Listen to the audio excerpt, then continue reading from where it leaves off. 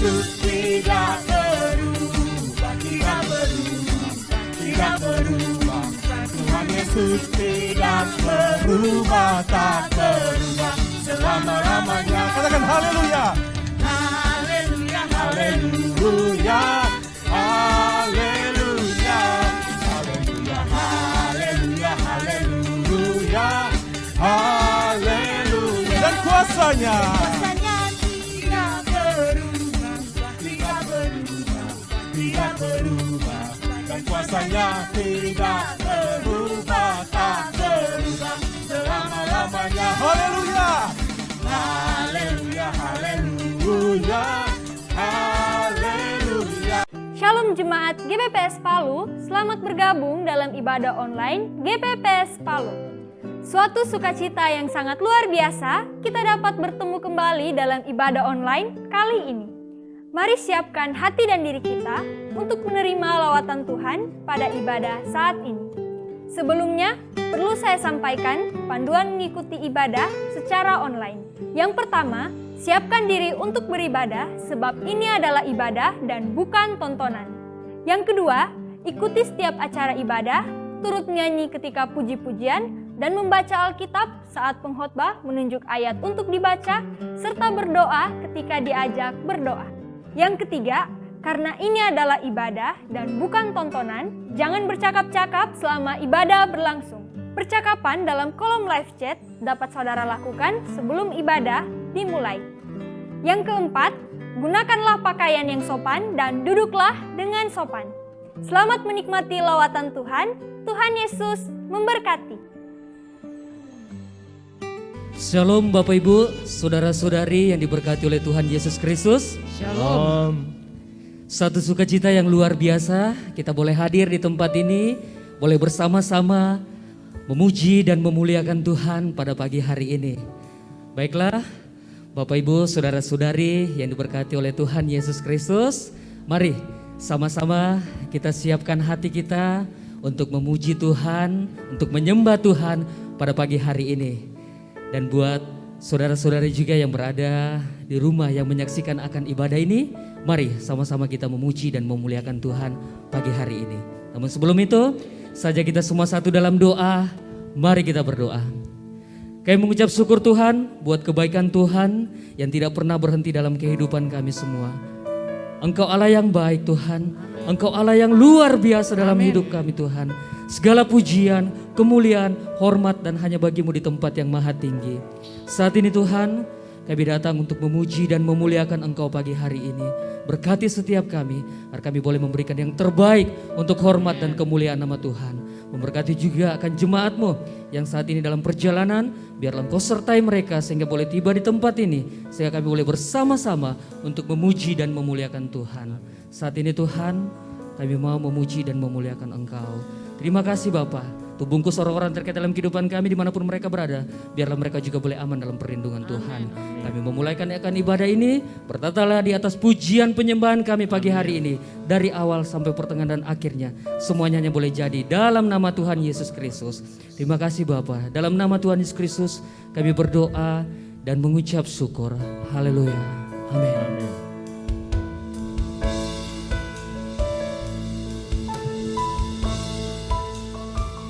Bila ku buka mataku Tuhan, bila ku buka mataku dan lihat wajah-Mu, ku terkagum bila ku lihat hidupku dan karya tangan-Mu.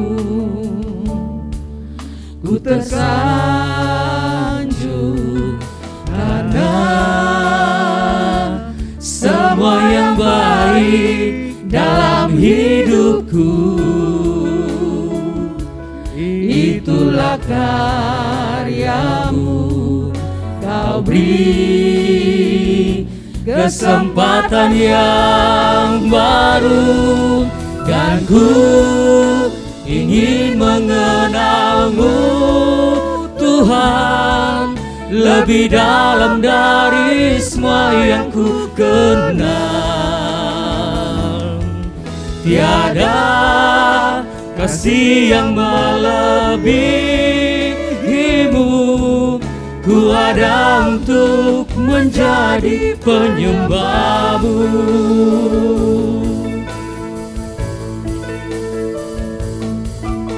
Bila ku buka mataku dan lihat wajahmu,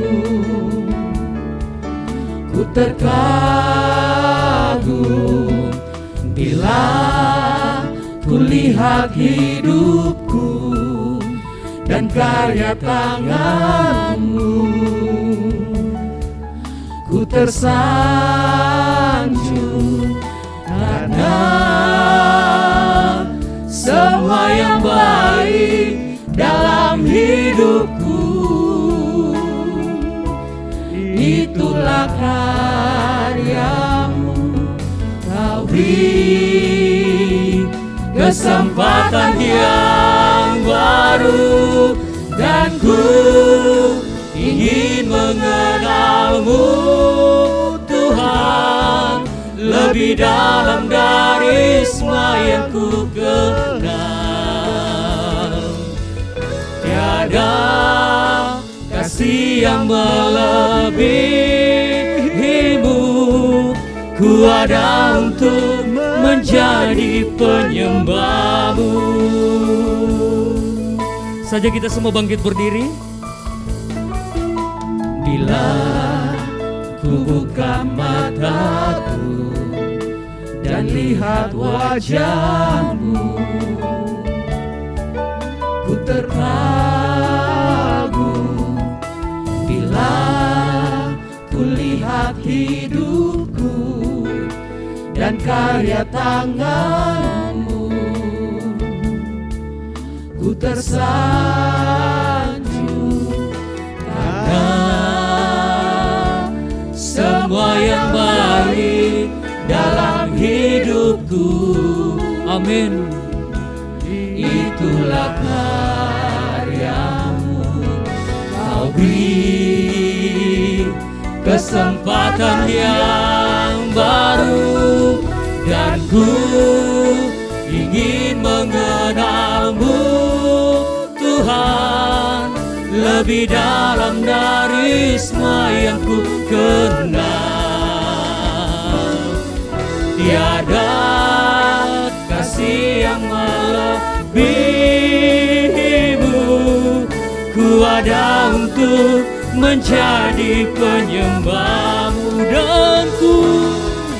dan ku ingin mengenalmu Tuhan lebih dalam dari semua yang ku kenal. Tiada kasih yang melebihimu. Ku ada untuk menjadi penyembahmu dan ku ingin mengenalmu Tuhan lebih dalam dari semua yang ku kenal. Tiada kasih yang melebihimu. Ku ada untuk menjadi penyembahmu. Sekali lagi kita dengan pujian ini. Bila ku buka mataku, bila ku buka mataku dan lihat wajahmu, ku terkagum. Bila ku lihat hidupku dan karya tanganmu, ku tersanjung karena semua yang baik dalam hidupku itulah karyamu Tuhan. Itulah karyamu. Kau beri kesempatan yang baru dan ku ingin mengenalmu Tuhan lebih dalam dari semua yang ku kenal. Tiada kasih yang melebihimu. Ku ada untuk menjadi penyembahmu, dan ku ingin mengenalmu Tuhan, lebih dalam dari semua yang ku kenal. Tiada kasih yang melebihimu. Ku ada untuk menjadi penyembahmu. Ku ada untuk menjadi penyembahmu. Ku ada untuk menjadi, ku ada untuk menjadi, ku ada untuk menjadi penyembahmu.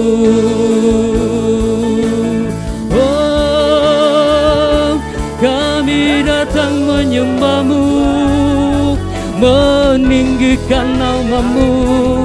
Engkau Allah yang kudus, Engkau Allah yang agung, segala pujian. Oh Yesus, kami memuji namamu, kami tinggikan Engkau, Allah yang kudus, Allah yang agung, Allah yang mulia, segala pujian hanya bagimu Tuhan. Kami memuji kebesaran-Mu, kami tinggikan namamu, kami sanjung Engkau Tuhan. Oh Allah yang hidup, Allah yang luar biasa, Allah yang kami sembah.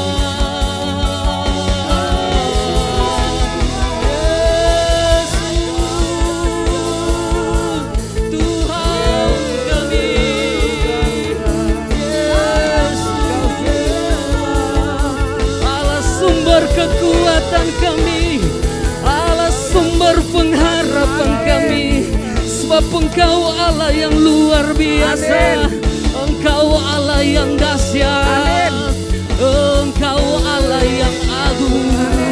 Kami memuji Engkau Tuhan, kami tinggikan namamu, sebab hanya Engkau yang layak dipuji dan disembah.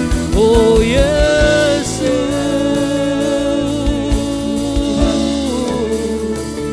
kami mau terus memuji Engkau, mau terus menyenangkan-Mu Tuhan.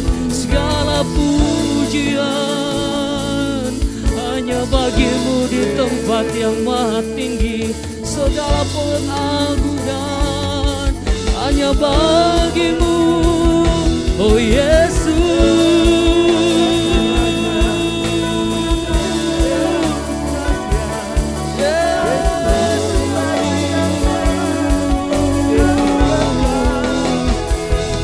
Berseru menaikkan pujian, penyanjungan kami hanya bagi-Mu Tuhan Yesus.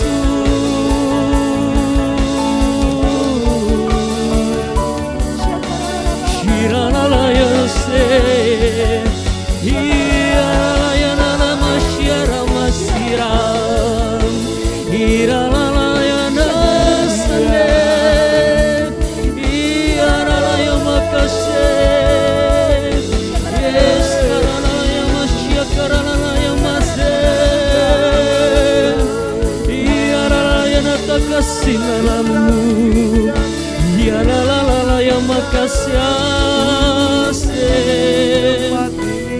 Terima kasih Tuhan buat segala kebaikan-Mu yang tak pernah berkesudahan. Engkau Allah yang mulia, Engkau Allah yang luar biasa. Terima kasih Tuhan, segala pujian, segala penghormatan bagimu. Sebab hanya Engkau yang layak dipuji, hanya Engkau yang layak disembah. Yesus, terima kasih, oh Yesus.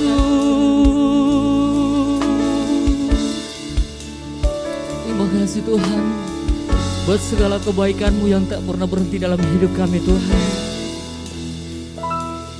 Ku tahu hidupku adalah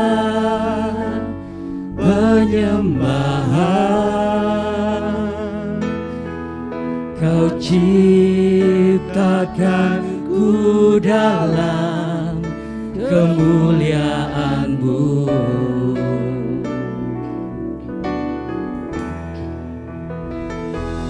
Ku tahu hidupku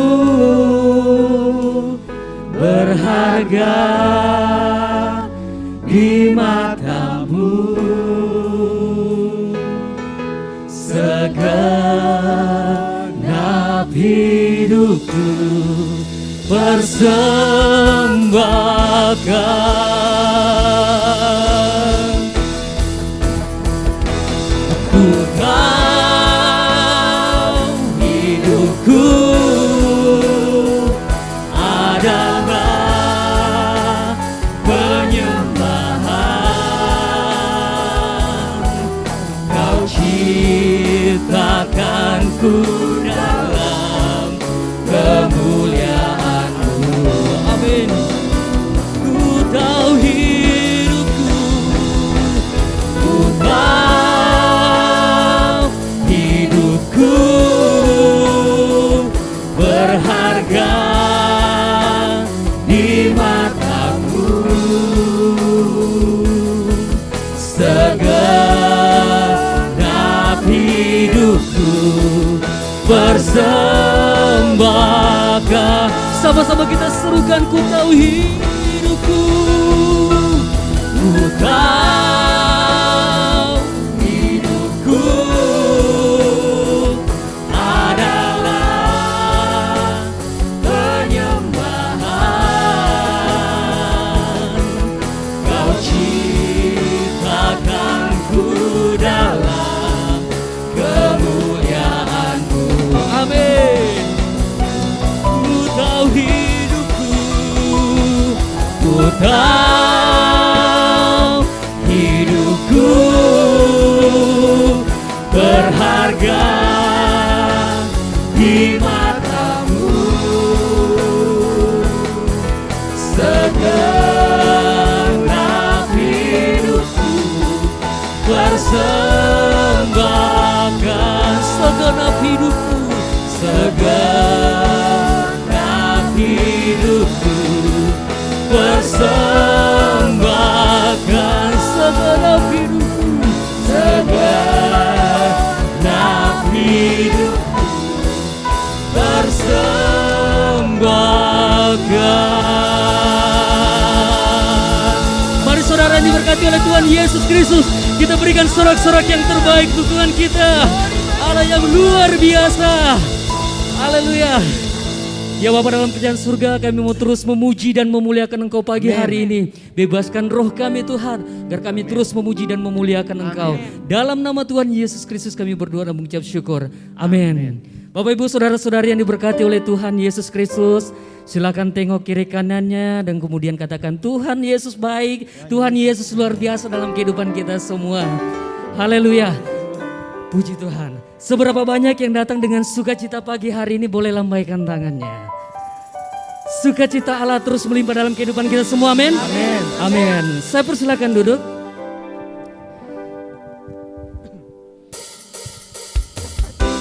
Kasih Allah tidak pernah berkesudahan dalam kehidupan kita semua.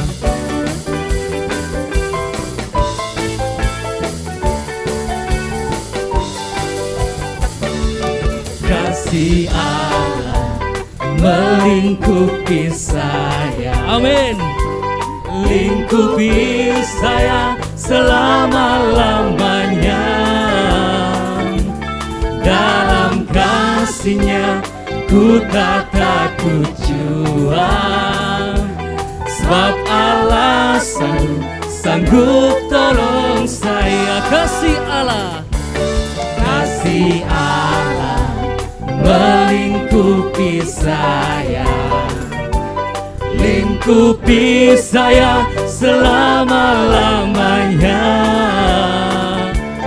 Dalam kasih-Nya ku tak takut jua, sebab Allah sanggup tolong saya. Ku tak dapat hidup tanpa kasih Yesus mengangkat aku dan menghibur aku, membebaskanku. Ku tak dapat hidup tanpa kasih Yesus mengangkat aku, layani Tuhan dan sesama lebih sungguh. Kasih Allah melingkupi saya. Amin. Lingkupi saya selama-lamanya.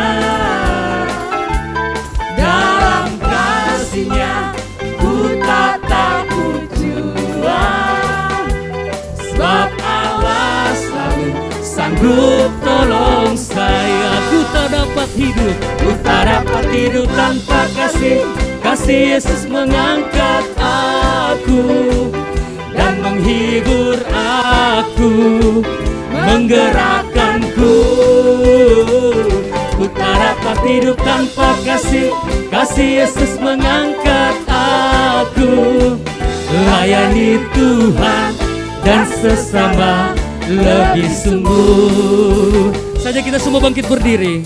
Allah melingkupi saya, lingkupi saya selama-lamanya. Dalam kasih-Nya ku tak takut jua, sebab Allah sanggup tolong saya. Amin. Ku tak dapat hidup tanpa kasih Yesus mengangkat aku dan menghibur aku, membebaskanku. Ku tak dapat hidup tanpa kasih Yesus mengangkat aku, layani Tuhan dan sesama lebih sungguh. Ku tak dapat hidup tanpa kasih Yesus mengangkat aku dan menghibur aku, membebaskanku. Ku tak dapat hidup tanpa kasih Yesus mengangkat aku, layani Tuhan dan sesama lebih sungguh. Ku tak dapat hidup tanpa kasih Yesus mengangkat aku dan menghibur aku, menggerakkanku.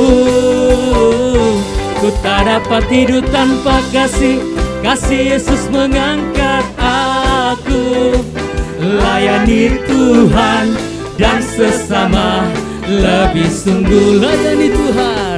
Layani Tuhan dan sesama lebih sungguh. Layani Tuhan dan sesama lebih sungguh.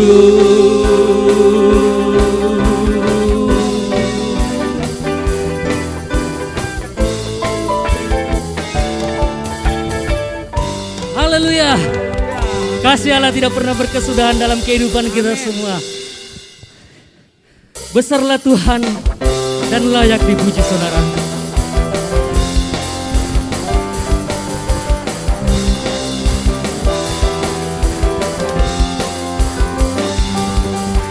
Besarlah Tuhan dan layak dipuji, besarlah namanya, kekallah kuasanya. Aman berlindung dalam naungannya. Ya Allah bagi kita, di pihak kita. Terpujilah Tuhan, terpuji kuasanya. Dia telah menunjukkan kasih-Nya pada kita, sebab Tuhan telah bangkit menyayangi kita. Terpujilah Tuhan, terpuji namanya, Yesus Allah perkasa.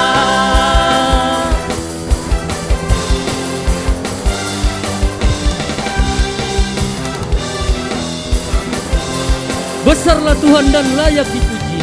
Besarlah Tuhan dan layak dipuji. Amin. Besarlah namanya, kekallah kuasanya. Aman berlindung dalam naungannya.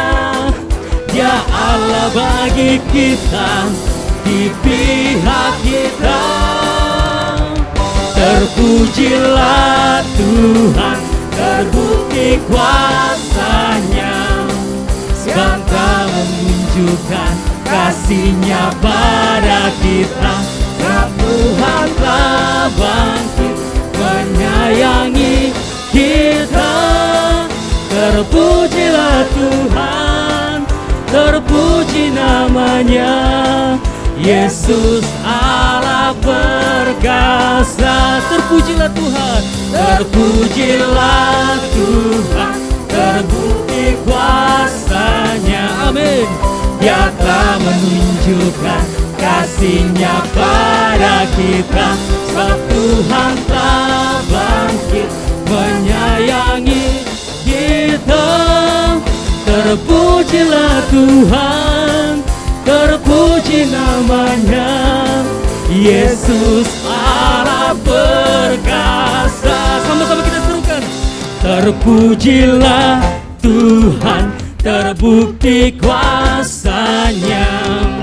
Dia telah menunjukkan kasih-Nya pada kita. Sebab Tuhan telah bangkit menyayangi kita. Terpujilah Tuhan, terpuji namanya, Yesus Allah perkasa. Terpujilah Tuhan, terpujilah Tuhan, terpuji namanya, Yesus Allah perkasa. Amin.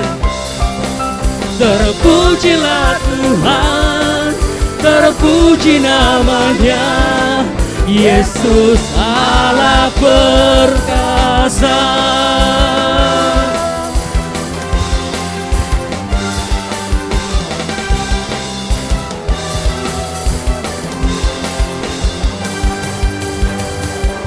Mari sama-sama kita berikan tepuk tangan yang terbaik untuk Tuhan kita Yesus Kristus namanya. Haleluya. Saya persilakan duduk. Shalom. Puji Tuhan, kita bersyukur diberikan kembali kesempatan anugerah oleh Tuhan bagi kita untuk kita boleh beribadah pagi hari ini. Selamat datang pada seluruh jemaat Tuhan dan juga khususnya bagi saudara yang baru pertama kali hadir. Tuhan Yesus memberkati. Dan jika ada yang baru pertama kali hadir, untuk kita bisa saling mengenal, kami mohon saudara tidak keberatan boleh berdiri sebentar. Ada yang baru pertama kali hadir? Luar?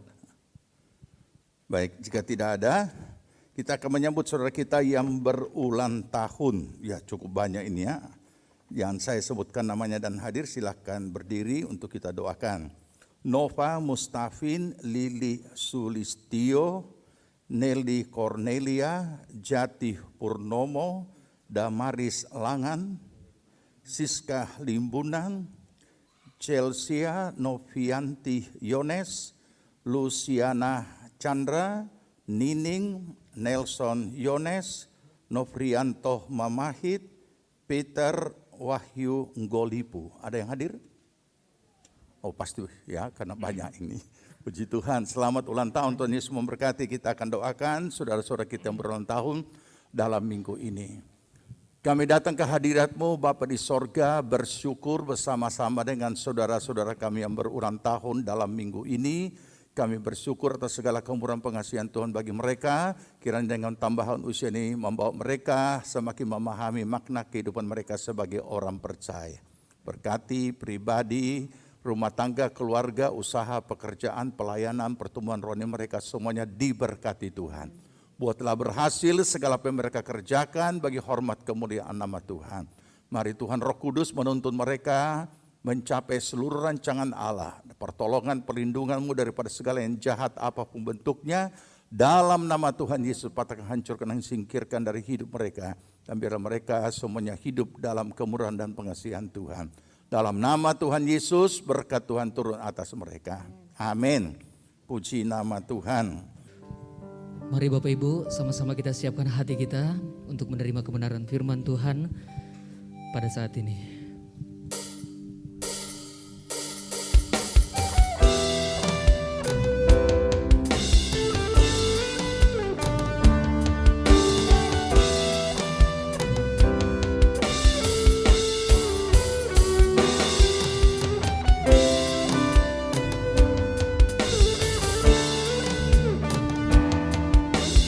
Yesus kemuliaan-Mu.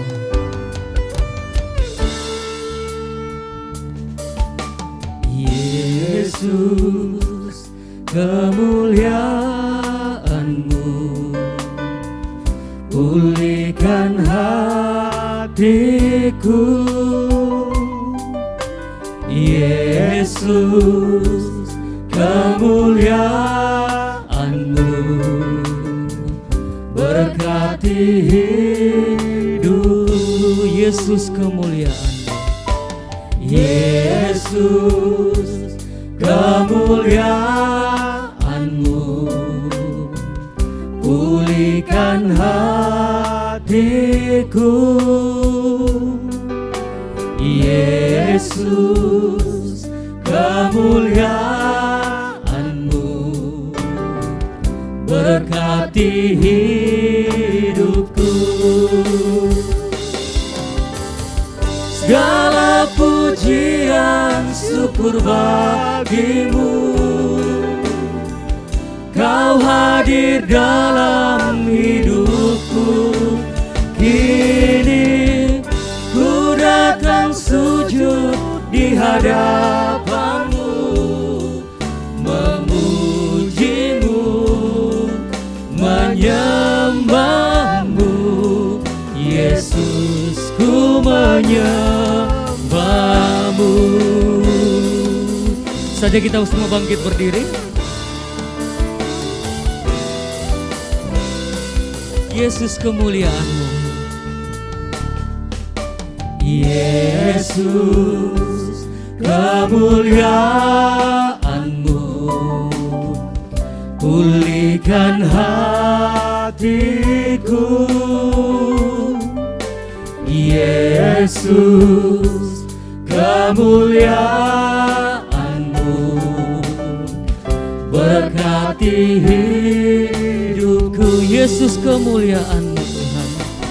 Yesus kemuliaan-Mu,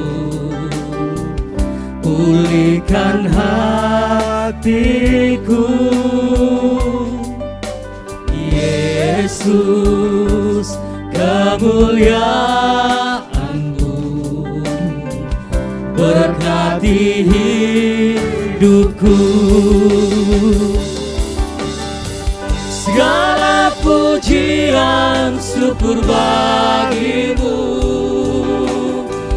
Kau hadir dalam hidupku. Kini ku datang sujud di hadapan-Mu, memuji-Mu, menyembah-Mu. Yesus, ku menyembah-Mu. Segala pujian syukur bagi-Mu,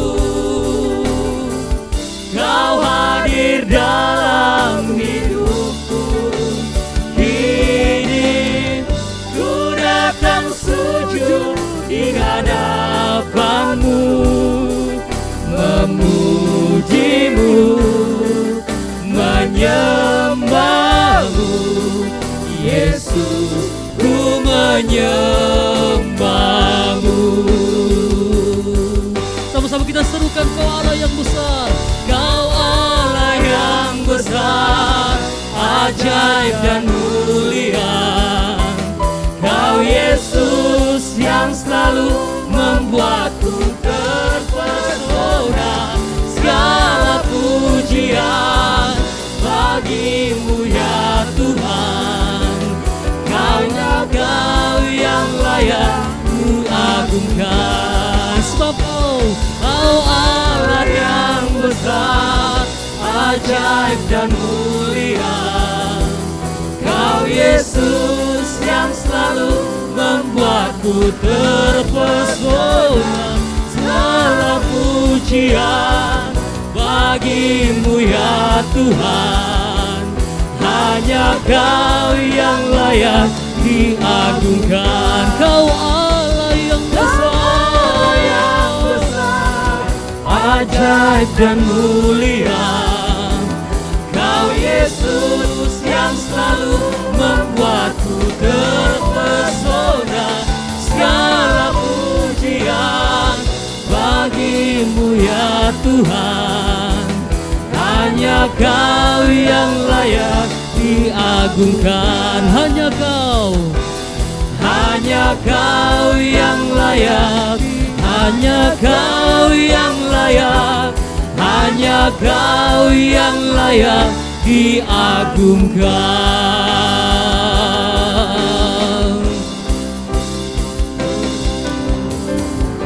Terima kasih Tuhan Yesus Kristus. Terima kasih Tuhan, kami menaikkan pujian syukur atas segala kebaikan Tuhan. Amin. Di mana Tuhan Engkau sudah menyertai kami. Boleh datang ke tempat ini menyembah-Mu Tuhan. Membawa pujian syukur, hormat, kemuliaan bagi nama Tuhan. Sebagai wujud dan respons kami terhadap kasih dan kemurahan-Mu di dalam kehidupan kami Tuhan. Hanya ini yang bisa kami bawa Tuhan. Saat ini biarlah ini boleh menyenangkan hati-Mu ya Tuhan. Amin.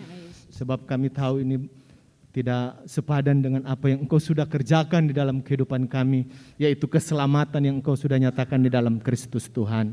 Terpujilah nama-Mu ya Tuhan. Saat ini Tuhan, kami rindu untuk mendengarkan akan berita firman-Mu Tuhan. Biarlah Tuhan Engkau menaburi kami dengan firman-Mu di dalam tanah hati kami yang sudah kami persiapkan untuk ditaburi oleh firman-Mu ya Tuhan. Engkau memberkati hamba-Mu yang Engkau pakai untuk menaburi firman Tuhan kepada kami Tuhan. Kiranya hikmat pengurapan Allah terus Engkau curahkan lewat hamba-Mu yang akan Engkau pakai untuk memberitakan firman-Mu Tuhan. Dan kami tahu ada pihak-pihak yang tidak senang dengan pemberitaan firman-Mu Tuhan untuk ditaburi ke dalam hati kami Tuhan. Yang mencoba-coba untuk mengambil firman yang ada di dalam hati kami Tuhan. Untuk itu kami bersepakat bersatu hati, kami memanggil nama Tuhan, di dalam nama Tuhan Yesus Kristus, kami ikat patahkan, hancurkan di dalam nama Tuhan Yesus Kristus. Terpujilah Engkau Tuhan, kami sudah siap untuk mendengarkan berita firman-Mu. Di dalam nama Tuhan Yesus Kristus, kami bawa doa ini. Haleluya. Amin. Saya persilakan duduk. Puji nama Tuhan, mari kita buka Alkitab kita masing-masing di dalam 1 Petrus pasal yang kedua. 1 Petrus pasal yang kedua, ayat yang ke-9. 1 Petrus pasal 2 ayat 9, dan kalau saudara sudah temukan, mari kita akan sama-sama sambut firman Tuhan dan kita akan baca bersama. 1 Petrus pasal 2 ayat 9. Mari kita baca. Tetapi kamulah bangsa yang terpilih, imamat yang rajani, bangsa yang kudus, umat kepunyaan Allah sendiri, supaya kamu memberitakan perbuatan-perbuatan yang besar dari Dia yang telah memanggil kamu keluar dari kegelapan kepada terangnya yang ajaib. Kolose pasal 1 ayat 23. Kolose pasal 1 ayat 23. Kita baca. Sebab itu kamu harus bertekun dalam iman, tetap teguh dan tidak bergoncang, dan jangan mau digeser dari pengharapan Injil yang telah kamu dengar dan yang telah dikabarkan di seluruh alam di bawah langit, dan yang aku ini, Paulus, telah menjadi pelayannya. Amin. Puji Tuhan, silakan duduk. Dari ayat-ayat firman Tuhan yang sudah kita baca, kita mau belajar satu topik tentang bergesernya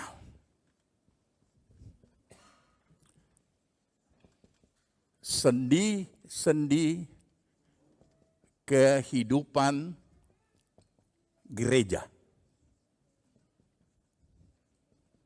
Bergesernya sendi-sendi kehidupan gereja. Jadi pagi ini materinya berat. Ya. Kenapa? Karena bicara soal gereja. Tentang gereja ini kami GPPS pernah membuat seminar atau seminar online, itu sekitar puluhan sesi. Kalau tidak salah 22 atau 24 kali pertemuan. Tapi itu nanti kita memang perlu memahami. Kenapa hari ini kita belajar tentang bergesernya sendi-sendi kehidupan gereja? Karena biasanya materi-materi tentang gereja itu diperoleh pada saat saudara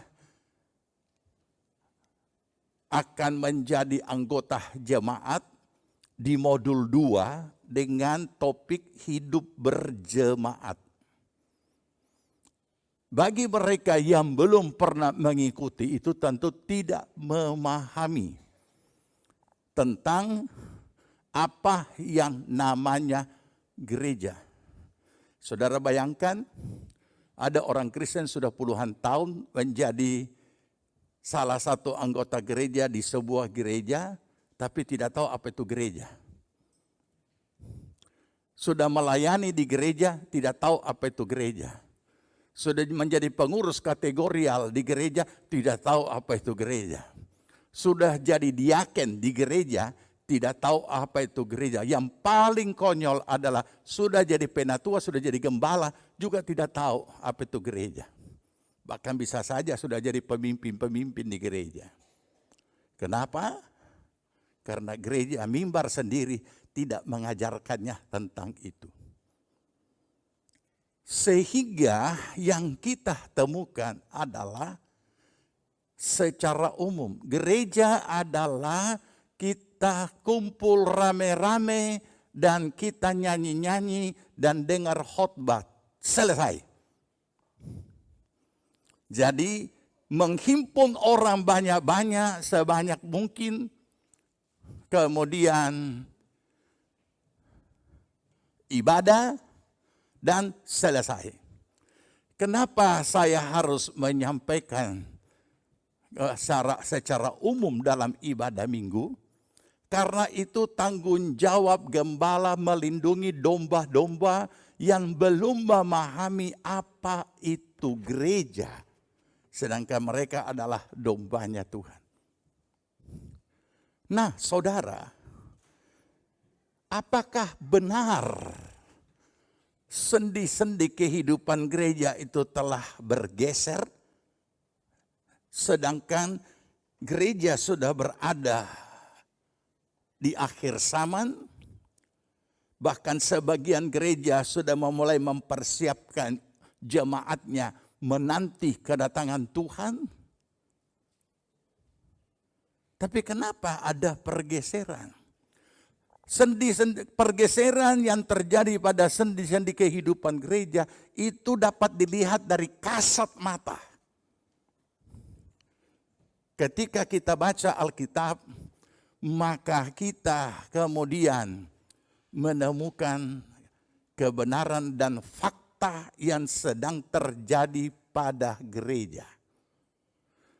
Mulai dari cara beribadah, cara menata ruangan ibadah, semua bergeser.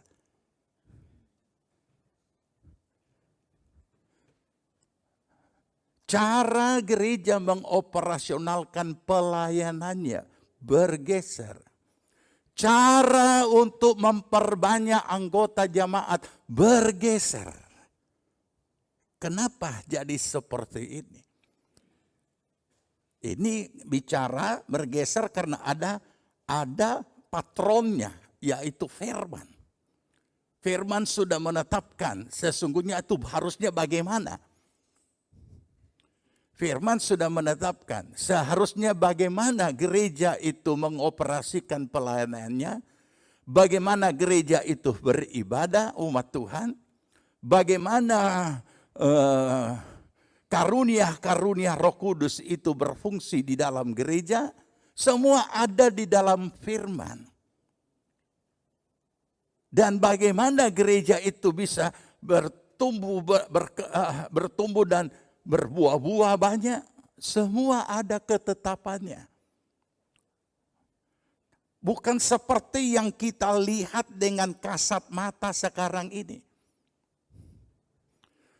Kita berbicara bukan berarti kita sudah sempurna, tapi menurut petunjuk firman Allah.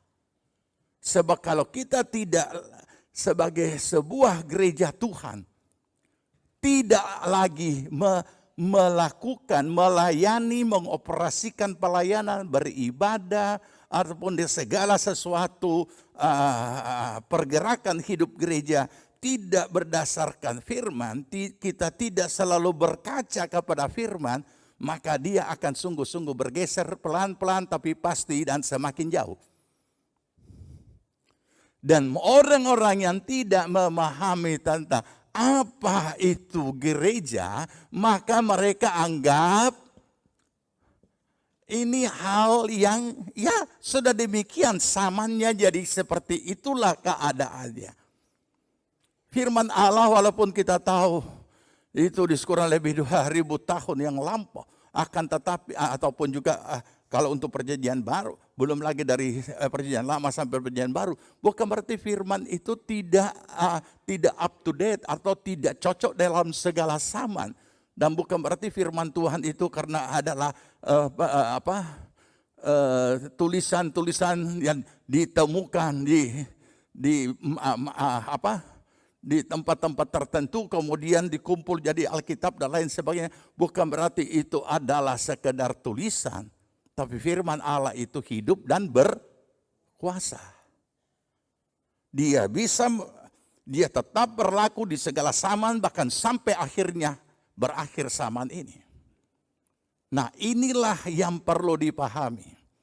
Karena orang-orang yang tidak memahami apa-apa itulah yang akan jadi, nanti kita baca ayatnya, sasaran yang paling empuk dan paling mudah terpengaruh dan lain sebagainya. Adalah kewajiban dan hak setiap gembala memberi pencerahan kepada domba-dombanya dan untuk dapat memahami kebenaran itu sebagaimana yang sebenarnya. Kalau kita kembali kepada 1 Petrus pasal 2 ayat 9, maka kita akan tahu apa itu gereja. Kamulah bangsa yang terpilih, imamat rajani, kaum milik Allah sendiri. Tidak ada Allah lain yang boleh memiliki kita, dan kita tidak boleh memiliki Allah lain. atau ilah lain, tidak. Ini saja belum tuntas di dalam kekristenan. Mau bicara yang lebih banyak. Padahal ini intinya, inilah tandanya. Orang-orang yang sudah menjadi percaya, sudah terima Yesus secara pribadi, sudah keluar dari gelap masuk dalam terangnya yang ajaib, bukan berarti sudah sempurna. Tapi sudah diselamatkan, sudah lahir baru. Hanya sayangnya berhenti sampai di lahir baru dan dia tidak menjalani hidup baru. Ini yang tidak dijalani oleh banyak orang yang sudah lahir baru. Itu yang disayangkan. Saudara dan saya sudah lahir baru.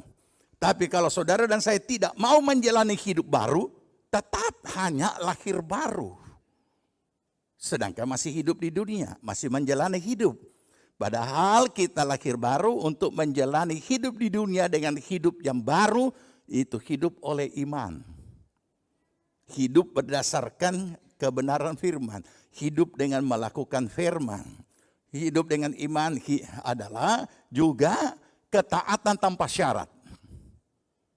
Nah, jadi disinilah masalahnya. Jadi tidak heran, sekalipun gereja sudah 2000 tahun ada di dunia, semakin tidak nampak kemampuannya untuk menjadi garam dan menjadi terang dunia. Padahal itu sangat sederhana. Di mana masalahnya? Sederhana. Apalagi kalau hanya menjadi orang Kristen yang tidak lahir baru. Apa yang mau diharapkan? Sedang Kristen lahir baru saja tidak banyak yang bisa diharapkan kalau dia tidak jalani hidup barunya. Karena gaya hidupnya tidak berubah. Tetap dengan pola yang lama. Tetap menjalani hidup dengan unsur jiwani saja. Inilah salah satu yang paling mendasar bergesernya sendi-sendi kehidupan gereja. Karena pribadi-pribadi yang ada di dalamnya. Baik yang berjemaat, baik yang memimpin jemaat, baik yang mengurus jemaat. Sama. Jadi tidak terlalu banyak yang bisa diharapkan dari gereja. Kalau kita mengikuti kondisi yang ada sekarang dengan YouTuber yang bicara dengan keras dan maki-maki si A, si B, si C dengan menabikan dirinya, tidak ada guna. Walaupun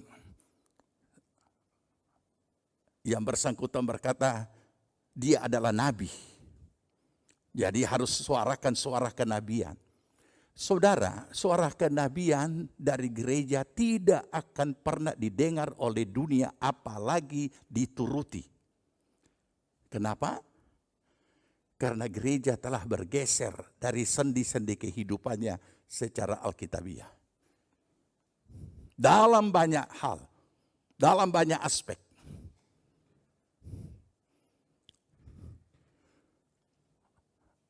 Kita tahu apa itu yang dikatakan 1 Petrus ayat 9. Mereka yang sudah keluar dari gelap masuk ke dalam terangnya yang ajaib. Jadi sangat jelas apa itu gereja. Sangat jelas. Tapi kenapa tidak berdaya? Karena bergeser. Mari kita mulai lihat pergeseran-pergeseran apa. Paulus sudah menasehati jemaat yang ada di Kolose. Kamu harus bertekun dalam iman. Pertanyaannya, Di saat mana kita sebagai orang percaya yang sudah lahir baru mengalami pengalaman bertekun dalam iman? Ketika kita menjalani hidup baru. Karena dalam menjalani hidup baru sebagai manusia lahiriah, tapi iman yang ada di dalam manusia lahiriah kita ini, segala realitas hidup yang kita hadapi adalah tantangan iman. Dan bagaimana kita menghadapinya, menjalaninya tanpa melanggar firman. Karena iman adalah ketaatan terhadap firman tanpa syarat. Inilah yang akan menghasilkan pengalaman iman. Inilah yang akan menghasilkan pertumbuhan iman. Bertekun dalam iman. Jadi bukan berarti iman kepada Yesus Kristus adalah urusan masuk sorga saja. Oke, jangan saudara salah paham mengatakan saja kemudian seolah-olah berarti Pak Gembala memandang enteng itu masuk sorga. Bukan, itu urusan akhirat. Tapi iman juga mengurus urusan di dunia yang kita sedang jalani ini dengan tetap tidak melanggar kebenaran firman. Nah, inilah pergumulan. Inilah bertekun dalam iman. Ini yang namanya bertekun dalam iman. Bagaimana kita harus taat. Oke? Kenapa? Tetap teguh dan tidak bergoncang. Inilah pergumulan iman itu. Di mana? Disinilah kita harus bertekun. Karena ada banyak pergumulan yang kita hadapi. Tidak bergoncang. Bahkan bukan cuma tidak bergoncang. Bukan cuma teguh. Tapi jangan mau digeser. Perhatikan itu kalimat. Jangan mau digeser. Mana ayatnya, Bro? Ya. Jangan mau digeser dari pengharapan Injil yang telah kamu dengar dan telah dikabarkan di seluruh alam di bawah langit. Apa sebab dikatakan jangan mau bergeser? Oleh karena kalau tidak bertekun, tidak bergumul untuk tetap teguh, itu mudah bergeser. Dan kita sudah dapat mendengar, melihat dan mendengar dengan telinga kita langsung, bahkan juga mungkin mengenal si A, si B, si C, orang-orang yang bergeser dari kepercayaannya. Terlalu banyak yang bisa kita ketahui melalui siaran-siaran ataupun melalui medsos dan lain sebagainya. Melalui kesaksian dan lain sebagainya. Tetapi bagaimana bisa tidak bergeser? Kalau penyelenggara daripada gereja itu sendiri melakukan pergeseran.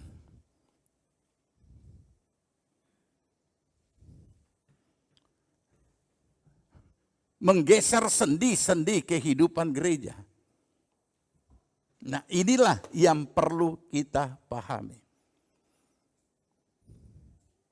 Baik, mari kita supaya ada gambaran yang jelas bagaimana sebenarnya sendi-sendi kehidupan gereja itu, kita buka Kisah Rasul pasal 2.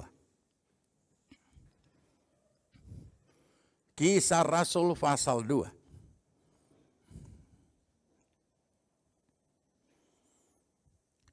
Kita baca mulai ayat 41, kita baca bergantiannya. Saya baca 41, saudara 42, dan begitu seterusnya. 41 saya baca, orang-orang yang menerima perkataannya itu memberi diri dibaptis, dan pada hari itu jumlah mereka bertambah kira-kira 3.000 jiwa. Ganti.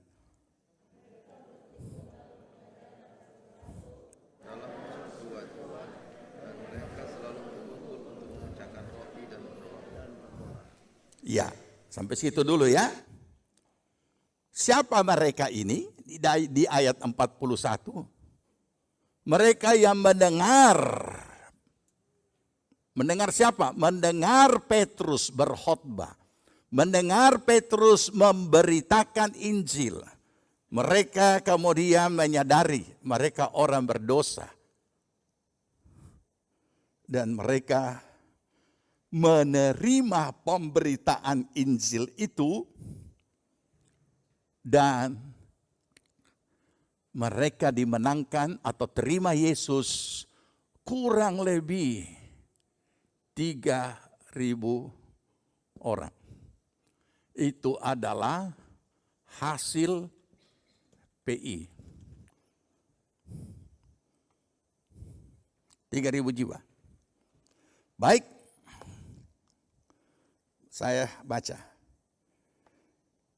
Kemudian yang saudara tadi baca di dalam ayat 42 itu, dikatakan mereka bertekun dalam pengajaran rasul-rasul dan dalam persekutuan.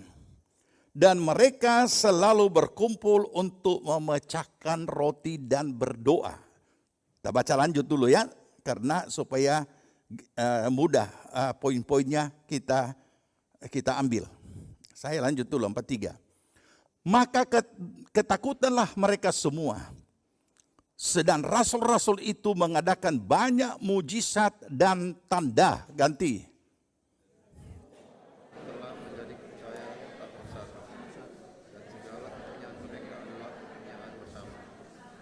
Dan selalu ada dari mereka yang menjual harta miliknya, lalu membagi-bagikannya kepada semua orang sesuai dengan keperluan masing-masing. Ganti.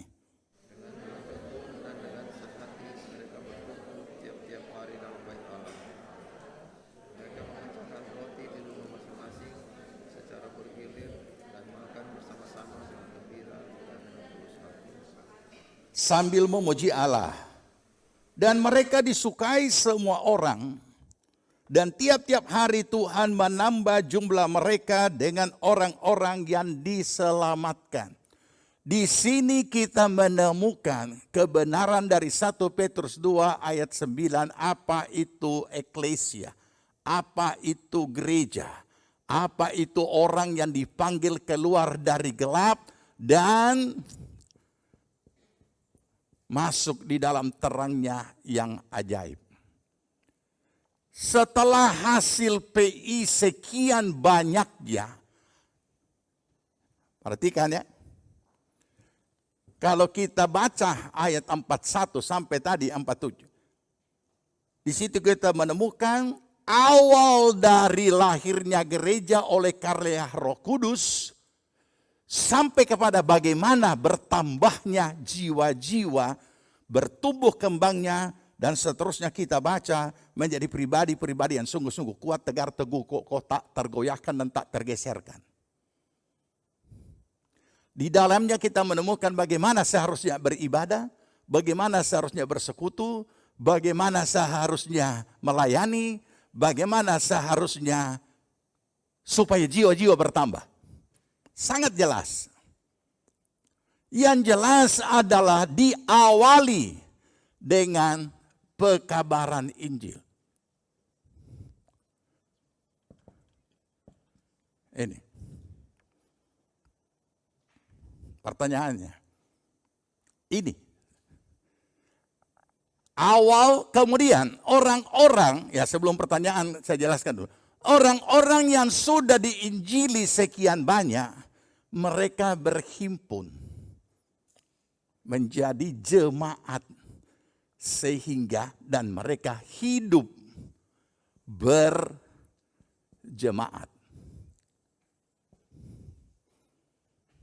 Perhatikan apa yang kita baca supaya kita tahu lebih jelas apa itu gereja dan bagaimana sendi-sendi kehidupan gereja.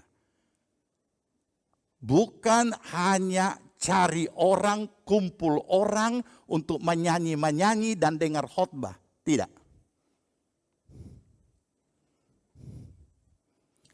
Bukan hanya cari orang, kumpul-kumpul, nyanyi-nyanyi, berfellowship, bercakap-cakap, kemudian beberapa tujuan-tujuan lain juga. Tidak. Sebab kalau hanya sampai di situ, Inilah pergeseran yang terjadi. Hamba-hamba Tuhan tidak mengurus gereja, hanya mengurus kebaktian. Jadi gereja selalu diidentikan dengan acara kebaktian. Tidak ada ditulis di situ, di dalam Alkitab. Itu adalah pengertian daripada kamus bahasa Indonesia. Apa yang dikatakan KBBI dan apa yang dikatakan Purwadarminta sama. Gereja adalah tempat ibadahnya kaum Nasrani. Tempat, ruangan. Jadi identik dengan ruangan, identik dengan tempat untuk mengadakan acara. Tapi acaranya acara rohani yang namanya kebaktian. Jadi tidak heran kalau para gembala hanya urus kebaktian. Tidak urus gereja. Nah, itu sudah bergeser. Ya, jadi jiwa-jiwa juga yang dikumpulkan bukan dari hasil PI. Jadi kita lihat ini pergeseran yang terjadi. Ya, apa saja. Apa? Pertama, jiwa-jiwa yang ada di dalam gereja bukan hasil PI. Bukan.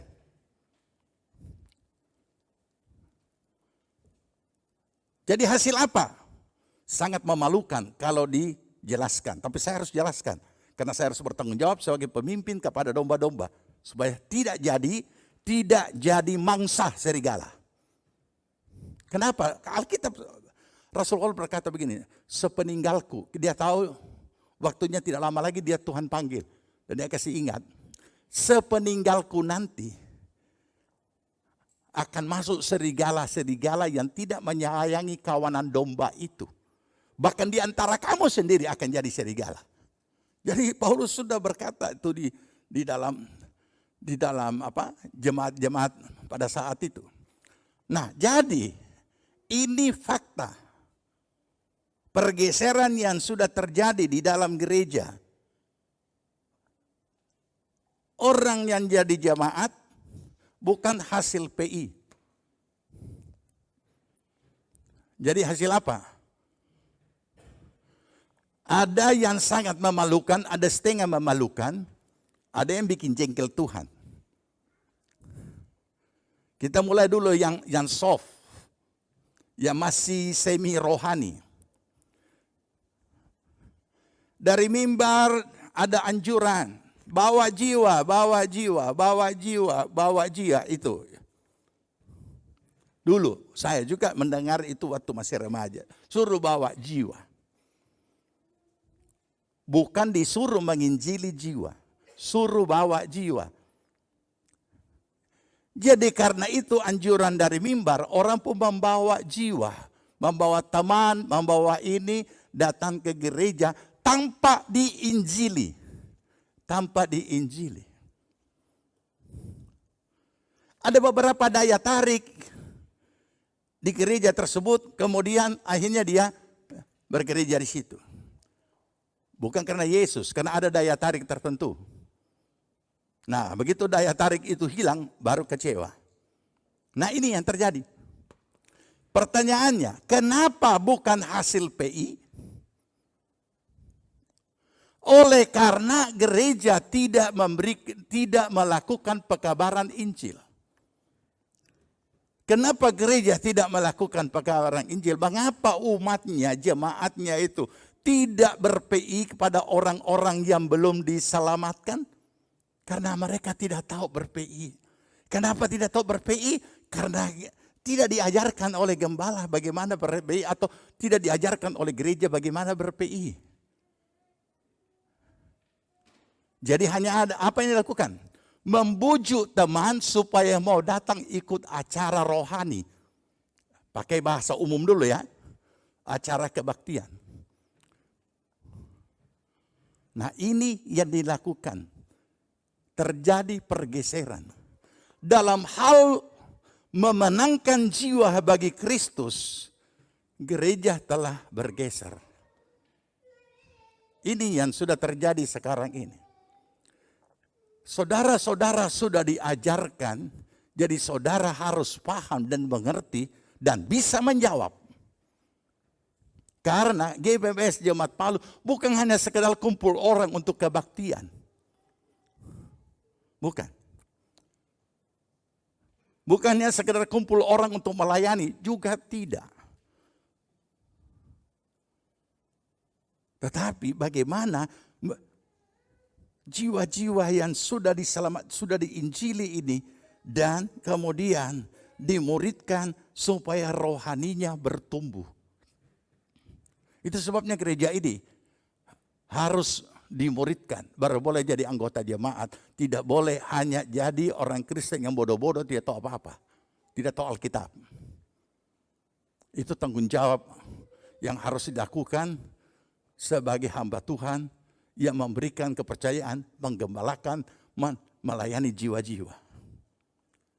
Dan untuk karena gereja tidak ber-PI, maka gereja tidak mencari jiwa-jiwa yang belum diselamatkan. Nah, kalau gereja Tuhan ber-PI, maka prioritas pertama untuk memenangkan jiwa adalah mereka yang belum diselamatkan. Mereka yang belum memiliki Kristus di dalam hidupnya. Atau mereka yang hanya sekedar tradisional saja, tidak tahu apa-apa. Tetapi karena gereja tidak ber-PI, apa yang terjadi? Kita ambil dulu cara yang semi rohani. Apa yang semi rohani? Bahasa mimbar, saudara-saudara berdoa supaya Tuhan kirim jiwa-jiwa. Apakah ini Alkitabiah? Apa yang Tuhan suruh? Matius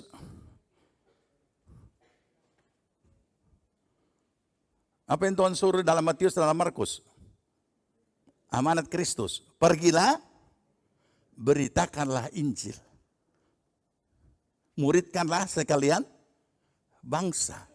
Tapi karena tidak dilatih bagaimana memberitakan Injil, mulai dari mimbar sampai ke bawah, itu sebabnya dari mimbar hanya bahasa, banyak berdoa supaya Tuhan kirim jiwa. Kita perintah anak pergi beritakan Injil, suruh lagi kita kirim jiwa. Tidak, anak yang pergi. Nah ini dia, pergeseran secara teologis. Bahkan saya pernah ada di sebuah gereja, ada di situ ada ibu-ibu tua yang tukang doa, pendoa syafaat. Memang sebaiknya ibu-ibu itu jadi pendoa. Jangan daripada banyak bicara sama Tuhan daripada banyak bicara kemari.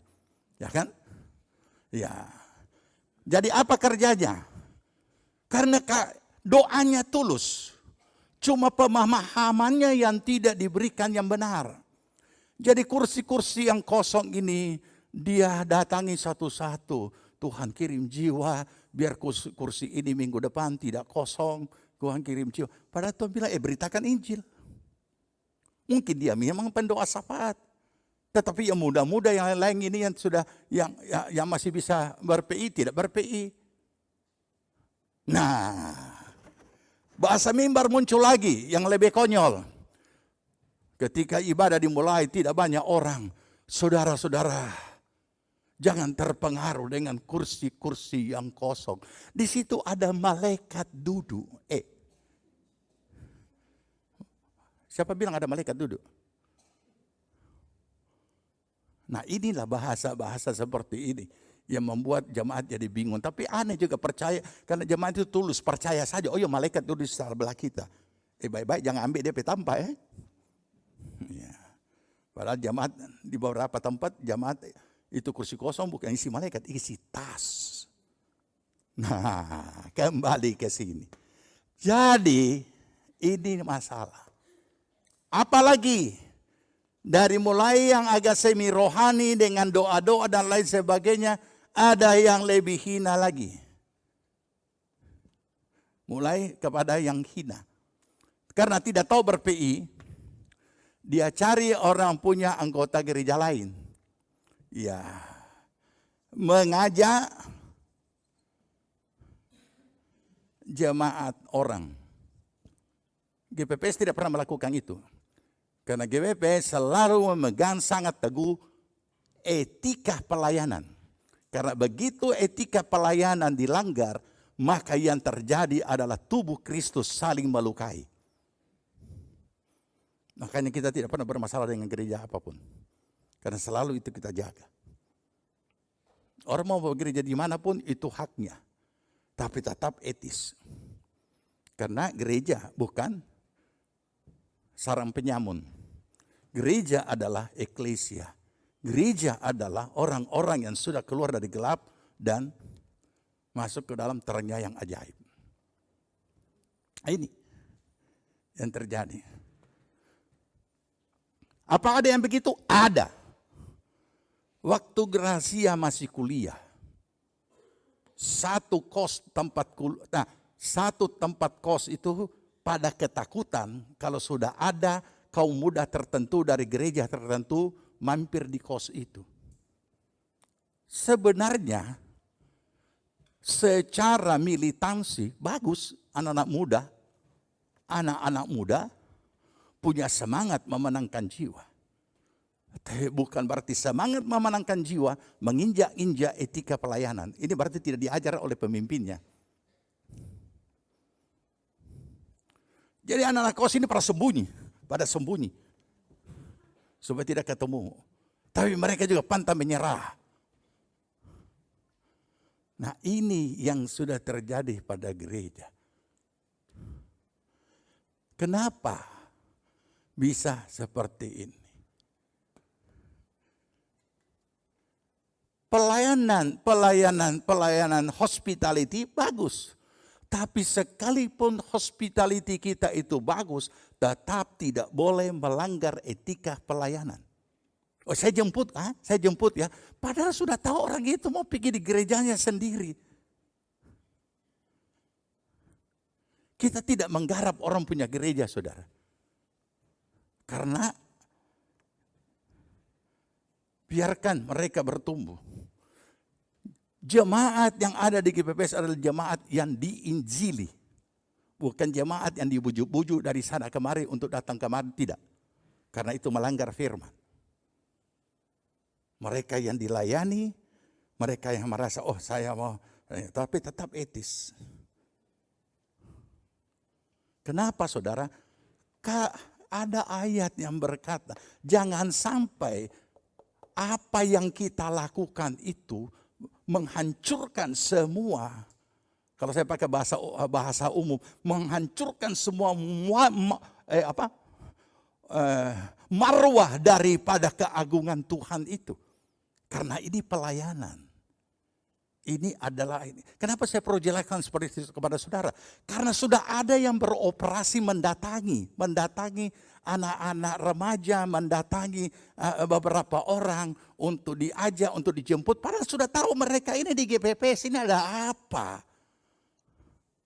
Kalau saudara tahu, kalau kembali kepada bahasa Paulus itu mengutuk orang-orang seperti itu.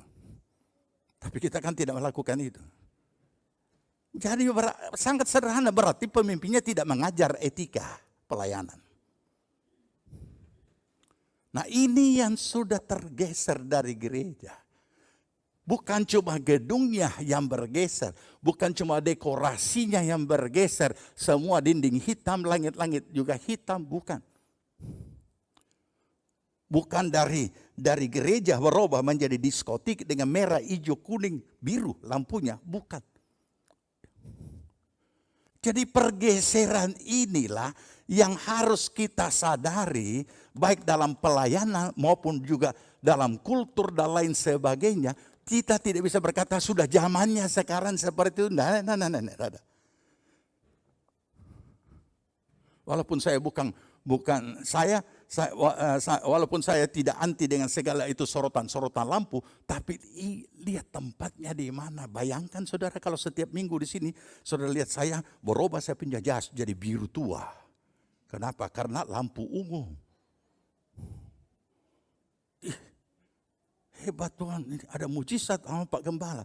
Bergerak ke sana, jas jadi kuning. Bergerak ke sini, jadi hijau, padahal lampu hijau.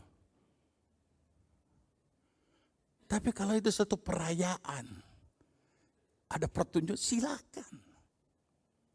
Orang katakan, apa, GPPS kuno, kita tidak pusing dengan kuno, dengan modern dan lain sebagainya. Tapi yang jelas jangan ada pergeseran sendi-sendi kehidupan gereja. Dari pelayanan sampai kepada cara-cara yang memalukan. Saudara tahu, ya, kenapa demikian? Karena sekarang ini marak dengan apa namanya bisnis gereja. Ini yang menggeser. Jadi gereja juga manajemennya juga dibuat secara manajemen perusahaan. Kenapa harus melakukan seperti itu? Mengapa harus menjemput jemaat-jemaat orang lain untuk jadi anggotanya? Sederhana, karena mereka juga ditarget harus 1 tahun seperti ini jumlahnya baru boleh jadi jemaat. Kalau tidak tetap pos PI. Bayangkan, bukan coba yang kerja di bagian marketing yang ditarget harus dapat nasabah sekian banyak. Gereja juga pakai target. Mentarget gembala-gembala. Kenapa? Karena gembala-gembala yang digaji. Jadi kalau target jamaah tidak sampai sekian, tetap pos PI. Belum sebagai gereja dewasa. Maka harus cari sampai sekian banyak baru ini. Saudara, kenapa mengapa saya tahu sampai begini? Nah, kami yang duduk di sinode tahu persis itu apa yang terjadi pada gereja Tuhan. Sehingga untuk sebagai yang berada di sinode benar-benar harus mempertahankan Alkitabiah gereja Tuhan yang ada di organisasi GPPS. Tidak hanya asal pelayanan. Tidak hanya asal cari banyak-banyak orang. Tidak. Bahkan menjadi anggota pun harus ada tahap-tahapannya menurut firman. Kita tidak mau ada orang GPPS yang tidak ngerti firman. Olehnya harus dimuridkan supaya mereka ngerti firman. Karena pada semakin akhir zaman, semakin banyak penyesatan yang bisa terjadi dalam banyak gaya dan dalam banyak cara. Nah, ini yang sudah terjadi. Oke, kita baca ayat yang agak tidak enak di telinga. Kenapa semuanya seperti ini? Paulus sudah katakan lebih dulu. Dan dia juga sudah alami. Nah, sekarang kita mau melihat apa hasilnya? Kita Alkitabiahnya dulu ya. Apa hasilnya gereja mula-mula yang dimulai dari pemberitaan Injil. Dari 3.000 menjadi 5.000. Dari 5.000 menjadi makin bertambah. Dan dari sekian ribu menjadi tak terhitung banyaknya. Oke? Kembali dulu ke ayat 47. Dari pasal 2 Kisah Rasul.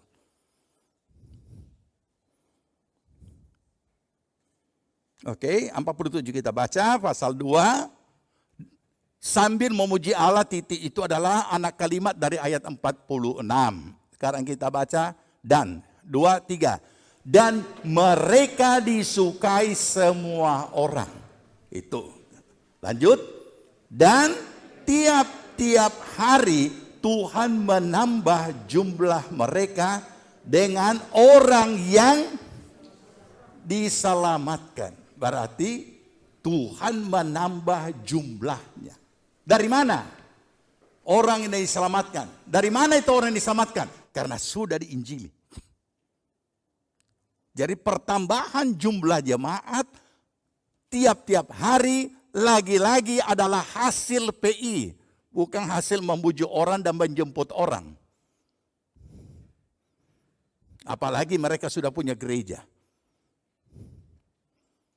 Nah ini hasil PI. Pemberitaan Injil dilakukan, Tuhan bekerja dengan anugerahnya, orang itu terima Yesus, dan itu pertambahan. Jadi yang bertambah di sini adalah orang-orang yang lahir baru. Bertambah. Ini perlu kita pahami. Ya, supaya kita tahu bahwa gereja itu, di GPPS ini banyaknya aturan ini, aturan ini. Bukan, itu bukan aturan. Itu adalah kebenaran firman yang ditetapkan untuk kita tahu apa itu gereja. Kita mesti belajar firman. Nah kalau tidak belajar firman, mau belajar apa? Tidak ada pemuridan, tidak belajar firman. Ya lebih sebenarnya lebih ringan itu pekerjaan, karena tidak usah ada pelayanan, tidak usah ada lagi materi-materi apa nih Pak. Tapi itu tidak bisa kalau tidak dilakukan, karena itu firman yang suruh demikian. Sekarang kita lihat hasilnya. Kisah Rasul pasal 8. Kisah Rasul pasal 8. Jadi kalau ada orang, karena saudara sudah memahami ini, sendi-sendi yang bergeser.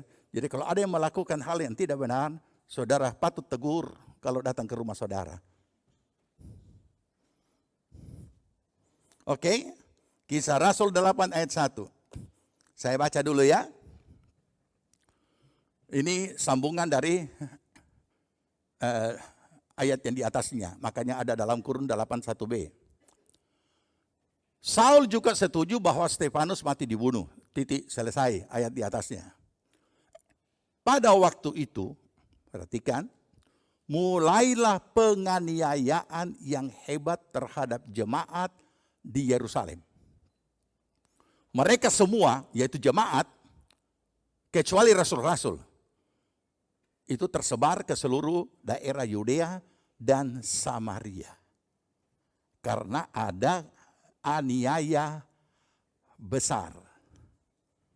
Penganiayaan yang hebat. Pembantaian orang-orang percaya. Jemaat. Kemudian meninggalkan Yerusalem. Yang ada di situ tinggal rasul-rasul. Tetapi karena mereka ini adalah hasil dari pemberitaan Injil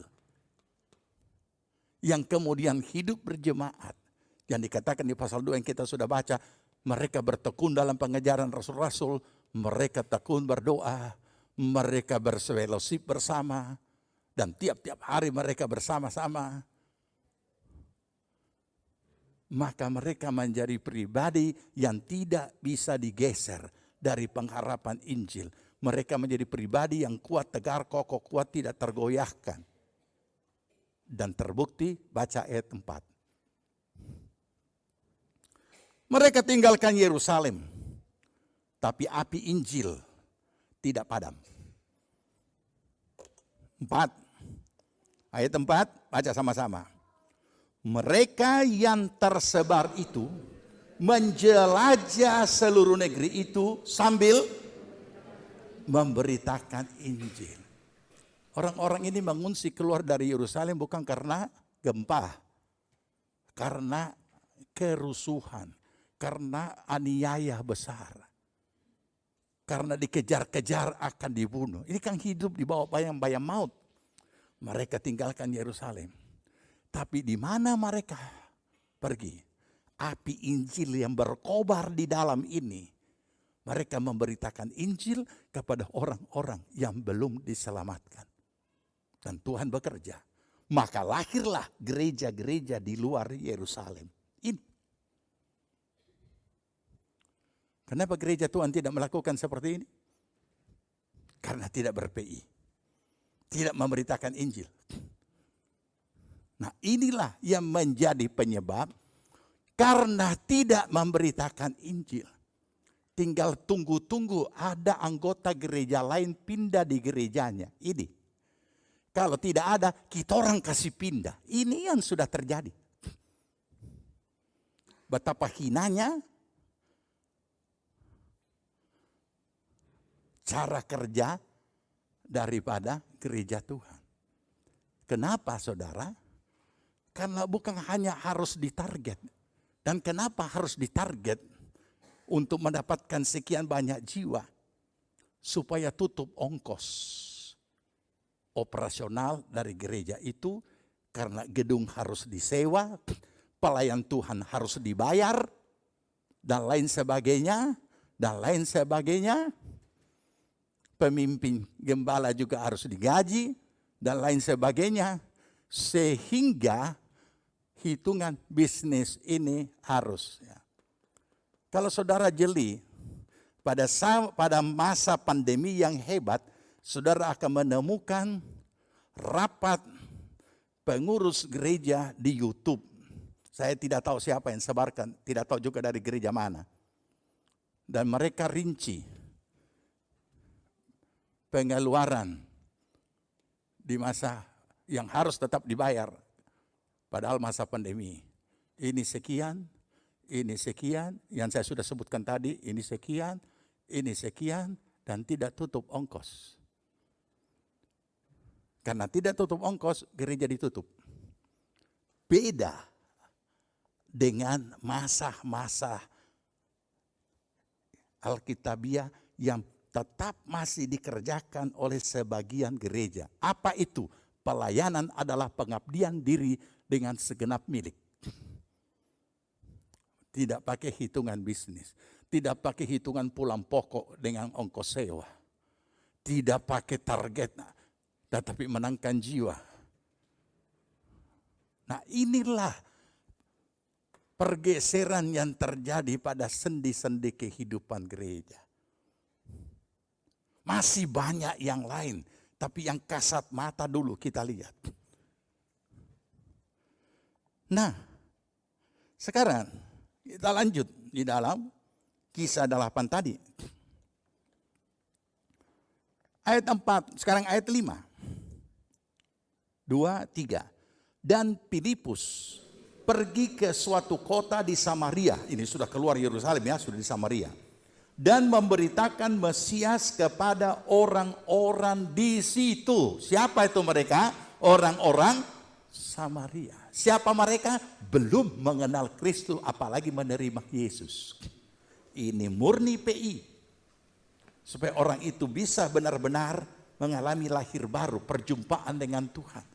Jadi bukan hanya tidak mengenal, apalagi menerima, tapi juga mereka-mereka yang menganggap dirinya orang percaya padahal tidak.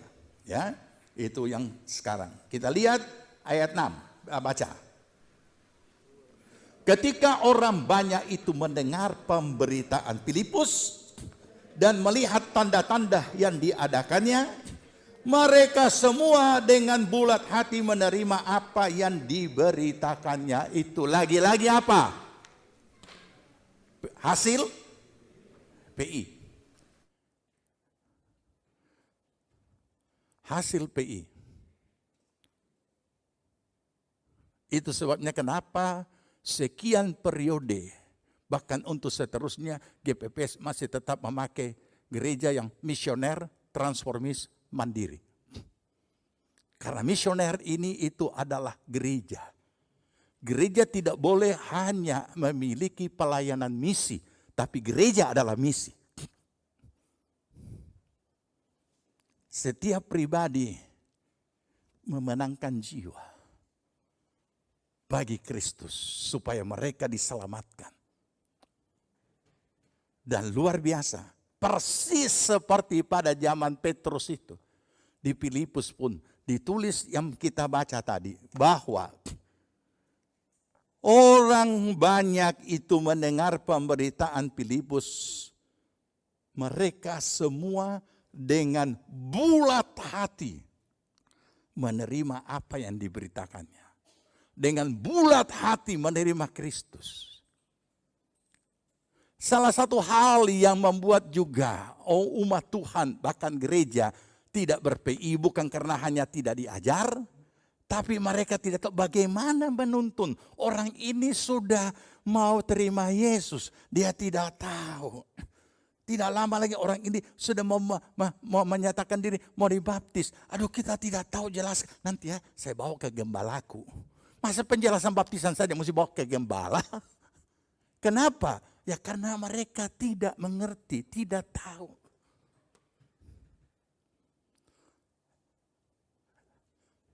Berikut. Ya, ayat 7. Sama-sama.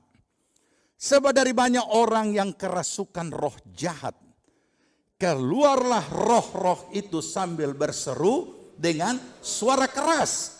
Dan banyak orang yang lumpuh dan orang timpan yang disembuhkan. Pelayanan PI akan membawa pribadi-pribadi yang bersangkutan jumpa dengan Yesus secara pribadi. Sehingga ada kalimat yang mengatakan, sudah terima Yesus secara pribadi. Bukan hasil dijemput-jemput. Bukan hasil panggil-panggil orang. Bukan. Berjumpa dengan Kristus, dijamah, roh jahat hilang, sembuh, dan lain sebagainya. Inilah kemurnian pelayanan yang gereja harus kembali ke situ. Bukan menjadi bisnis gereja. Bukan. Nah saudara, apa hasilnya? Apa hasilnya? Hasilnya adalah ini. Ayat 8, saudara yang baca. 2, 3. Apa yang terjadi? Satu kota bersuka cita. Bukan datangkan berita jelek di kota itu. Begitu sebut gereja A. Bukan begitu. Bukan cemoohan. Kehadiran gereja membawa sukacita bagi kota. Kehadiran gereja Tuhan, kehadiran orang percaya membawa sukacita bagi semua umat Tuhan. Bahkan seisi kota, semua masyarakat. Bukan dirasakan. Nah inilah yang harus terjadi pada gereja Tuhan.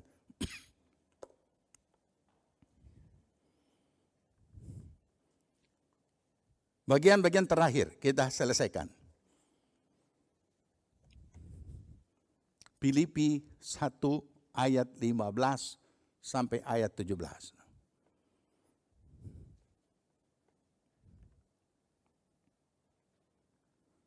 2, 3. Ada orang yang memberitakan Kristus karena dengki dan perselisihan. Tapi ada pula yang memberitakannya dengan maksud baik. Mereka ini memberitakan Kristus karena kasih, sebab mereka tahu bahwa aku ada di sini, yaitu di penjara, untuk membela Injil. Tetapi yang lain karena kepentingan sendiri, dan dengan maksud yang tidak ikhlas sangkahnya. Dengan demikian mereka memperberat bebanku dalam penjara. Jadi saudara, jangan kaget karena memang ada pelayanan yang seperti ini. Supaya saudara tidak usah terkejut, tapi siap mental menghadapi, gereja, ada juga yang begini hamba Tuhan ya. Ada, karena Alkitab sudah bilang, ada. Ya, kita perhatikan semua yang kita sudah baca ini. Sangat jelas bahwa Tuhan telah menetapkan seharusnya gereja sebagai eklesia itu bagaimana. Saya yakin di modul 2 saudara sudah pelajari. Ya, karena itu isi daripada Kisah Rasul pasal 2 ayat 41 sampai 47. Kita sebagai pribadi orang percaya yang sudah tahu persis apa itu eklesia. Bagaimana sendi-sendi kehidupan itu harus kokoh. Sehingga gereja Tuhan tidak dicemooh, gereja Tuhan tidak menjadi tidak berhasil menjadi terang dan garam. Dari segala aspek kita tetap kembali kepada kebenaran firman Allah. Jaga itu. Jaga. Kita tidak perlu ngetren-ngetrenan, tetapi kita harus memahami kembali kepada kebenaran firman. Apa yang harus dilakukan, bagaimana gereja melayani, bagaimana gereja beribadah, bagaimana gereja berorganisasi, karena gereja juga tidak luput daripada organisasi, karena gereja mengoperasikan pelayanannya di dunia ini. Yang semua dikatakan oleh firman Tuhan harus tetap tertib, rapi, dan teratur. Ya, oke, satu ayat kita baca lagi.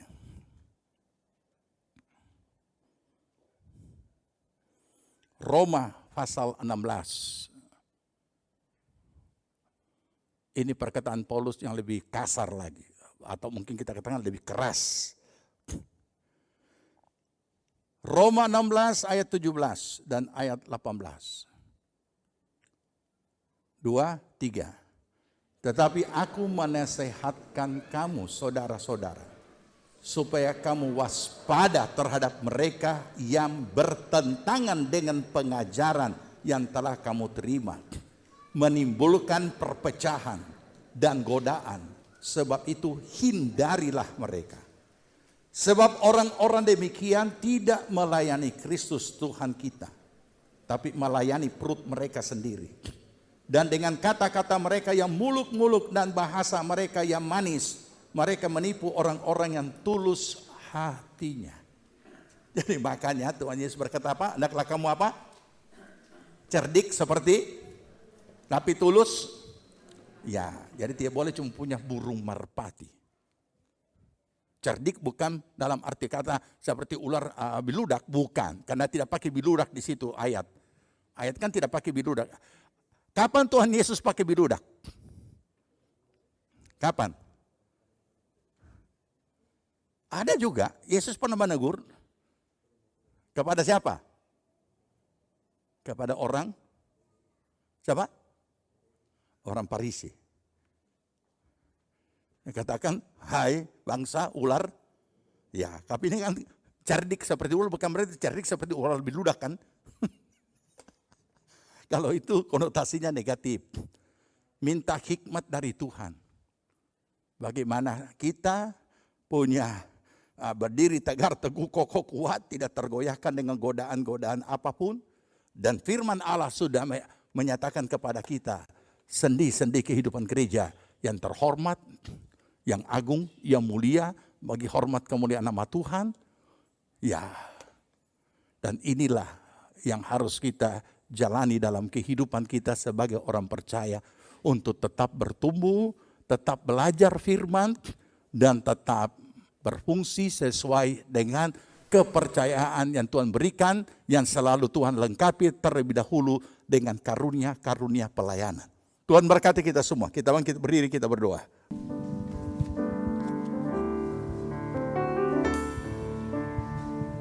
Berikan pada kami hati yang mengasihi jiwa-jiwa yang belum mengenal kasih Bapa. Mereka yang dalam gelap, mereka yang tersesat, hati kami iba seperti hatimu Yesus. Berikan pada kami hati yang mengasihi jiwa-jiwa yang belum mengenal kasih Bapa. Mereka yang dalam gelap, mereka yang tersesat, hati kami iba seperti hatimu Yesus. Amen, amen. Tuhan, ini tugas kami, beri keberanian bagi kami. Taruhlah roh yang rela melayani dan menyenangkan menyenangkan hati Tuhan, itu yang ku ingini. Tuhan, ini tugas kami, beri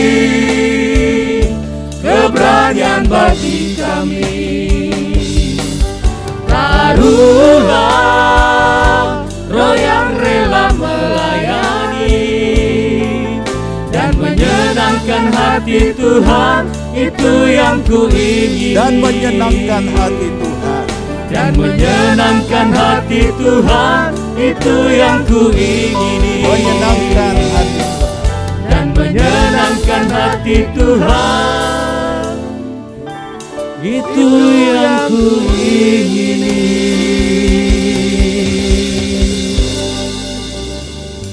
Terima kasih kami boleh belajar dari kebenaran firman-Mu Tuhan. Supaya kami makin memahami keberadaan kami sebagai orang percaya yang telah Tuhan tetapkan dan telah Tuhan panggil untuk kami boleh berada di sebuah jemaat lokal GPPS Jemaat Palu. Amin. Biarlah Tuhan kami boleh terus bertumbuh, tidak hanya untuk kami berkumpul menyanyi, dengar khotbah dan selesai, tapi kami mau hidup sebagai sebuah gereja Tuhan yang membawa terang bagi dunia ini di dalam kegelapan dan membawa jiwa-jiwa untuk kerajaan sorga. Berkati juga pelayanan kami, supaya apapun yang kami lakukan bukan dari kekuatan diri sendiri dan semangat diri sendiri, tetapi adalah karena api Roh Kudus yang bekerja dan kuasa Roh Kudus yang menuntun kami menjalani setiap pelayanan kami.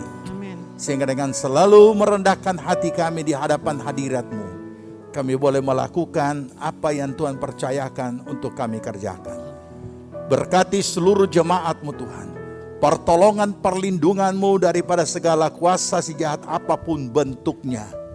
Untuk tetap mereka berdiri tegar teguh kokoh kuat di dalam iman dan tidak tergeser dari pengharapan Injil yang telah dimeteraikan atas mereka. Terima kasih Bapa, kami mengucap syukur. Meteraikan kebenaran firman-Mu. Biar Roh Kudus menolong kami untuk melakukannya. Bapa di sorga, kami berdoa untuk bangsa, negara, dan pemerintah kami. Terima kasih Tuhan, untuk berkat yang Tuhan karuniakan bagi kami, bagi negeri kami.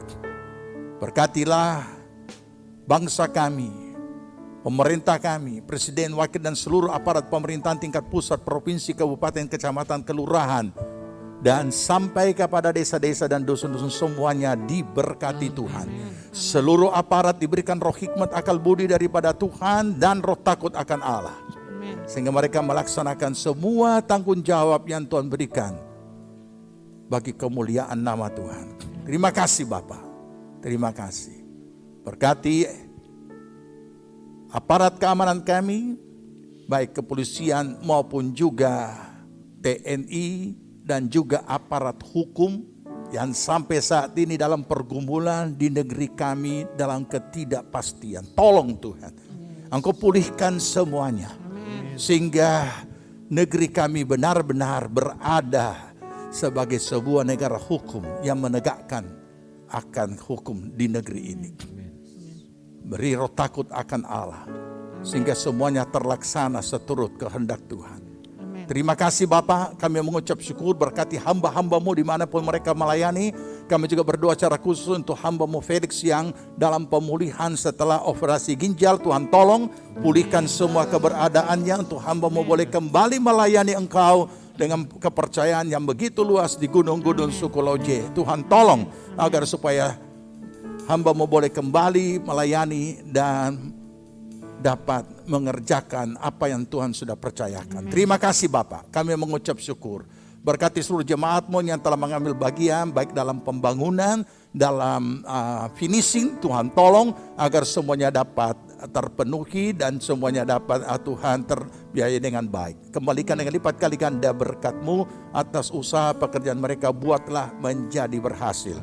Terima kasih Bapak, kami mengucap syukur. Berkati semua yang telah ambil bagian dalam pelayanan apapun, juga Segala pelayanan-pelayanan Natal yang ada di depan, semuanya Tuhan campur tangan. Amin. Terima kasih Bapak, sehingga semuanya dapat dilaksanakan seturut kehendak Tuhan. Terima kasih Bapak. Jemaat Tuhan yang dikasihi Tuhan, terimalah berkat, damai, sejahtera dari Tuhan Yesus Kristus. Kecintaan Allah Bapa dan dalam persekutuan Roh Kudus adalah kiranya tinggal menyertai kita sekalian. Dibuatnya kita hidup bijaksana, sehingga berhasillah segala apa yang kita kerjakan sampai berkelimpahan dari sekarang sampai Tuhan Yesus datang kembali. Amin. Ibadah kita telah selesai. Kami berdoa saudara dapat diberkati melalui ibadah hari ini. Selamat hari Minggu. Tetap yakin dan percaya bahwa Tuhan Yesus tidak pernah berubah, dahulu, sekarang, dan selama-lamanya. Tuhan Yesus memberkati.